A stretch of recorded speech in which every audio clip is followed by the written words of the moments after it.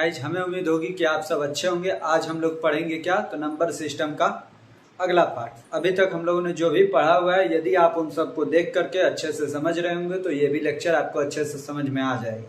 इसको देखने से पहले आप विभाज्यता वाला सब नियम भी देख लीजिएगा। उससे पहले हमने सारे नंबरों के बारे में भी पढ़ाया था, उस सब वीडियो को देख लीजिएगा। इसके लिए हमने एक अलग से प्लेलिस्ट बना रखी है नंबर सिस्टम के लिए, वहां से आप लोग जाकर के पूरे नंबर सिस्टम के बेसिक लेक्चरों को देख सकते हैं। आज हम लोग जो पढ़ेंगे शेषफल प्रमेय पढ़ेंगे, शेषफल प्रमेय के बारे में पढ़ेंगे। इससे पहले यदि आपने हमारे चैनल को सब्सक्राइब नहीं किया होगा तो सब्सक्राइब कर लीजिए, जिससे आपको डेली बाई डेली क्लास की नोटिफिकेशन मिलती रहे।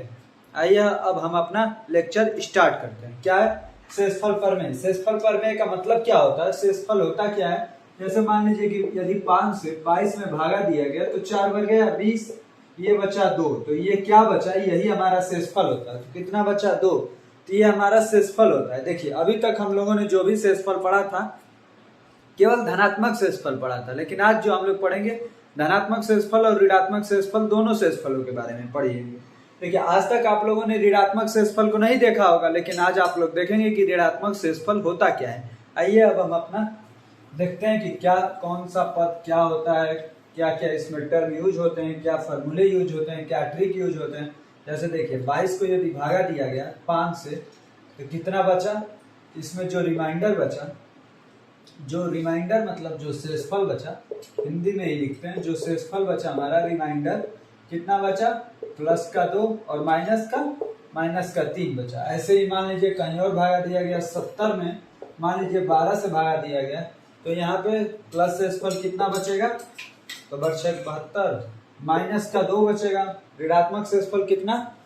2 माइनस 2, और प्लस वाला कितना बचेगा? तो प्लस वाला हमारा 10 बचेगा। 12 5 60 10। तो देखिए एक ऋणात्मक शेषफल भी होता है, एक धनात्मक शेषफल भी होता है। ये ऋणात्मक शेषफल हमको बहुत काम देगा। ऐसे तो हमें जब भी आंसर बताना होगा तो हम धनात्मक में ही आंसर बताएंगे, लेकिन ऋणात्मक आपको सवाल को हल करने में मदद करेंगे। आइए देखते हैं। इसमें 2 ही फॉर्मूले होते हैं, जो बेसिक जो 2 फॉर्मूले होते हैं, उन फॉर्मूलों की मदद से आप ज्यादातर सवाल हल कर लेंगे। तो आइए डायरेक्टली उन फॉर्मूलों को देखते हैं क्या होता है। पहला फॉर्मूला हमारा है x का पावर n माइनस में 1 बटा में x माइनस 1। देखिए ये हुआ हमारा फॉर्मूला। यहाँ पर जो n है, n हमारा सम हो या विषम हो उससे हमें नहीं मतलब है, तो यहाँ पे लिखेंगे n सम हो या विषम हो।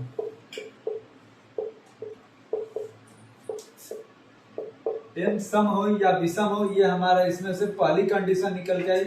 दूसरी कंडीशन क्या निकल के आएगी कि शेषफल हमेशा शून्य प्राप्त होगा। शेषफल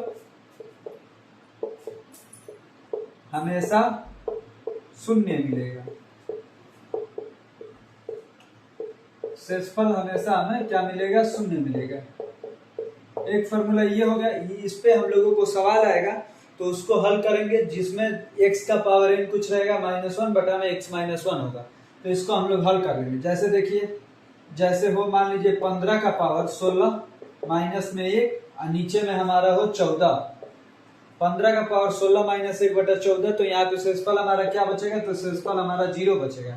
ऐसे ऐसे सवाल आएंगे और उसी को हम लोगों को हल करना होगा। इसमें 2 फॉर्मूले होते हैं, पहला ये हो गया। दूसरा क्या होता है? तो दूसरा देखिए, दूसरा जो फॉर्मूला होता है उसमें प्लस हो जाता है। x का power n plus 1 x plus 1 से पूरे तरह से विभाजित होता है। यहाँ भी सेम कंडीशन लगती है कि n सम हो या विषम हो उससे नहीं मतलब है। n सम हो या विषम हो, n सम हो या विषम हो उससे हमें नहीं मतलब है। दूसरा क्या होगा? दूसरा शेषफल हमेशा शून्य प्राप्त होगा। शेषफल शून्य मिलने का मतलब क्या है कि यह पूरी तरह से विभाज्य होगा, पूरी तरह से कट जाएगा। शेषफल हमेशा शून्य मिलेगा। शेषफल हमेशा हमें क्या मिलेगा? शून्य मिलेगा। ये हो गए हमारे 2 बेसिक जो थ्योरी होते हैं वो। अब इस पे हम लोग फॉर्मूला देखेंगे, इस पे हम लोग अब सवालों को हल करेंगे, क्योंकि केवल ट्रिक पढ़ लेने से मतलब नहीं है, वो कैसे अप्लाई होगा, कैसे उस पे सवाल आते हैं, कैसे उसको हल किया जाता है। इन ट्रिकों के अलावा, इन 2 ट्रिकों के अलावा भी कुछ सवाल होते हैं, कुछ भाग होते हैं, कुछ शेषफल आता है, उसको भी हल करेंगे कि वो किस तरीके से हल किए जाते हैं, कैसे क्वेश्चन आपके एग्जाम में पूछे जाते हैं, वो सभी हम लोग आज देखेंगे। आइए अब अपना हम सवाल हल करते हैं। देखिए पहला सवाल हमारा क्या है। हो सकता है कि किसी को पहले से ही ये नियम मालूम हो, ये ट्रिक मालूम हो, तो आप लोग हल कीजिएगा और उस कमेंट बॉक्स में कमेंट करके बताइएगा अंत में कि कितना सवाल आप लोगों का सही हुआ और कितना सवाल गलत था, कितना सवाल सही हुआ और कितना नहीं आ रहा था। तो हमने आपको सिखाने का प्रयास किया है और आप लोगों को आ भी जाएगा, हमें पूरा विश्वास है। आइए अब अपना सवाल देखते हैं। पहला हमारा सवाल है 68 का पावर 68 बटा में 67। यहाँ पर शेषफल पूछा हुआ है कि 68 का पावर 68 नहीं 88 लिख लीजिए। 88 हो या 68 हो कोई अंतर नहीं पड़ने वाला।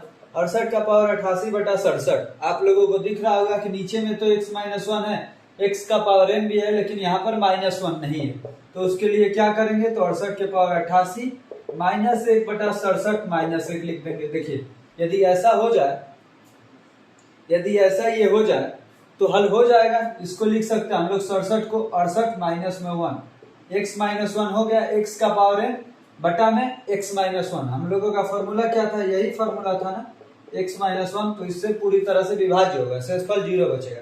देखिए अभी ये इस रूप में हो गया। 67 को तो 68-1 लिख सकते हैं, लेकिन यहाँ पर -1 कैसे आया, तो ये -1 हमने अपने मन से लिखा है, लेकिन -1 तो केवल लिख नहीं सकते हैं, मान में अंतर पड़ जाएगा। तो क्या करना पड़ेगा, -1 के साथ +1 भी लिखना पड़ेगा कि मान में कोई अंतर ना पड़े। अब जो इतना पद है इसका मान क्या हो गया 0, ये बचा हमारा 1। तो अब देखिए ये क्या हो गया 1 बटा 67 हो गया। 1 में जब 67 से भागा देंगे तो कितना शेषफल बचेगा हमारा, तो 1 हमारा शेषफल बचेगा। रिमाइंडर कितना बचेगा यहाँ पे 1, रिमाइंडर या हमारा जो शेषफल बचेगा 1 बचेगा। केवल आप लोगों को स्टार्टिंग में टाइम लगेगा, जब आप कुछ सवाल हल कर लेंगे उसके बाद से आपकी स्पीड बन जाएगी। देखिए 68 का पावर 88 - 1 बटा 68 - 1। आपको -1 जोड़े हुए हैं तो +1 भी लिखना पड़ेगा कि मान में कोई अंतर ना पाए। अब इतने का मान पूरा 0, तो ये बच गया 1 बटा 67। अब 1 में यदि आप 67 से भागा देंगे तो 0 बच जाएगा और 1 हमारा शेषफल बच जाएगा। तो ये रहा हमारा पहला। ऐसे ही इसके आगे वाले प्रश्नों को हल कर लेते हैं। देखिए आगे में और प्रश्न है। दूसरा है ऐसे 45 का पावर 50 माइनस में 9 बटे में 44। 45 का पावर 50 माइनस में 9 बटे 44। इसको भी उसी रूप में लिखेंगे। कैसे, 45 के पावर 50 बटे में इसको लिख सकते हैं 45 - 1।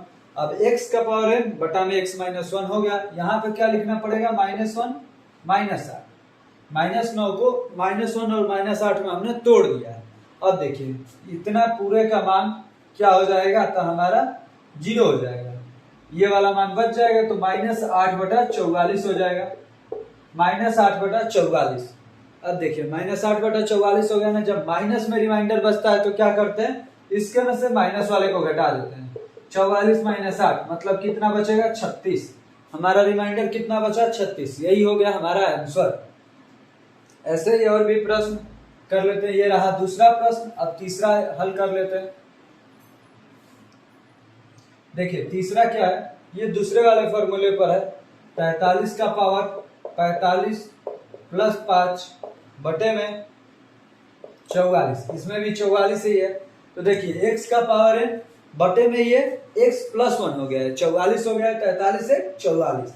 इसको कैसे हल करेंगे, तो 43 का पावर 45 + 1 + 4 लिख सकते हैं बटे में 43 + 1 लिख सकते हैं। तो x का पावर है +1 बटा में x + 1। शेषफल क्या होता है 0। यहाँ पे बच गया 4, तो क्या लिखेंगे 4 बटा 44। तो शेषफल कितना है हमारा 4। यही हो गया हमारा शेषफल। जब प्लस वाला आएगा तो सेम वही हो जाएगा, जब माइनस वाला आएगा तो इसके में से घटा देंगे। ये रहा हमारा +4 शेषफल आ गया। अब ऐसे ही और भी प्रश्न कर लेते हैं। चौथा आप लोग देख लीजिए। देखिए चौथा क्या होगा, तो 18 का पावर 15 + 4 बटे में 17।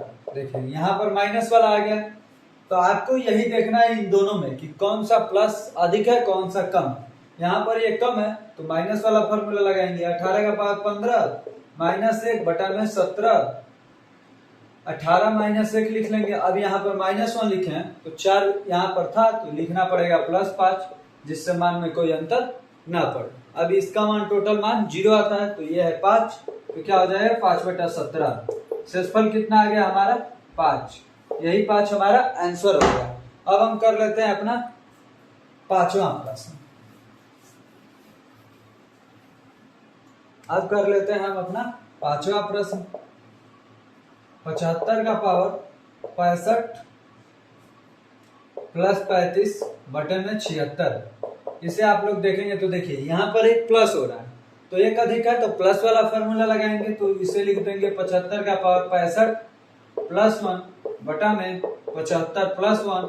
अब 35 में से एक निकाल दिए तो कितना बचा प्लस 34, तो इतने का मान टोटल 0, तो बच गया हमारा 34, तो 34/76 लिख देंगे, तो कितना शेषफल बचा हमारा 34 हो गया हमारा शेषफल। ये रहे हमारे कुछ प्रश्न। अब देख लेते हैं कैसे ये थ्योरी बेस वाले कुछ क्वेश्चन आते हैं एग्जामों में, कुछ इससे हटके भी आता है। आइए उन सब क्वेश्चनों को भी देख लेते हैं। अब हम अपना अगला प्रश्न देखते हैं, क्या है देखिए। 67 का पावर 67 प्लस 67 को 68 से भाग करने पर शेष बचता है। सेम पिछले जैसा सवाल है, केवल यहाँ पर बटे में न लिख के शब्दों में दिया हुआ है, तो केवल आपको शब्दों को ध्यान से पढ़ना है और समझना है। देखिए इसको लिखेंगे कैसे, 67 का पावर 67 प्लस 67 बटा में 68, इससे एक ये ज्यादा है तो ऐसे ही हो जाएगा। कैसे, तो 67 का पावर 67 प्लस 1 प्लस 66 बटे में 68 को लिख सकते हैं 67 प्लस 1, तो x का पावर n प्लस 1 बटा में x प्लस 1, शेषफल 0, इसे लिख लेंगे 66 बटा में 68 आएगा। तो शेषफल कितना बचा हमारा 66, जो ऊपर में बचा वही हमारा शेषफल होगा यदि प्लस में है। तो हमारा कौन सा विकल्प सही हो गया, सी नंबर विकल्प सही हो गया। अब इसके अगला प्रश्न देख लेते हैं। ये देखिए ये भी एक क्वेश्चन है, यदि 2 के पावर 31 को 5 से विभाजित किया जाए तो शेषफल कितना होगा। तो इसको भी जैसे हम लोगों ने बाकी और सवाल किया था वैसे ही इसको भी बदल देंगे उसी के रूप में। 2 का पावर 31 है ना, बटे में 5 है, यहाँ पर हमें क्या होना चाहिए 4 नहीं तो 6। 4 होता तो ठीक होता, 6 भी होता तो ठीक होता, तो 2 के पावर में 4 आता है तो 4 के रूप में बदल देते हैं। कैसे बदलेगा, तो 2 का पावर 2 का गुणे 15 बटा में 5 गुणे में 2 हो जाएगा, ये गुणे में 2।